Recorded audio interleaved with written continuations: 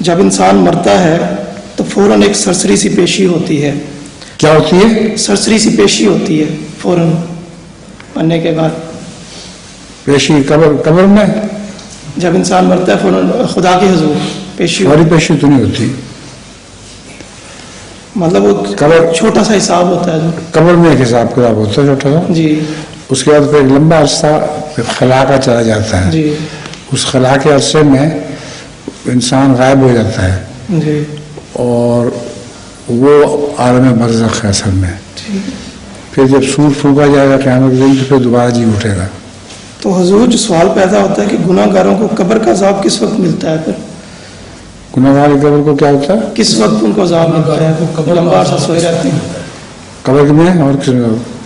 نہیں، لمبا عرصہ عالم برزخ میں سوئے رہتے ہیں. جب مر جاتے ہیں تو پہلے قبر کا عذاب ملتا ہے اچھا جب قبر میں داخل ہوتے ہیں. ٹھیک.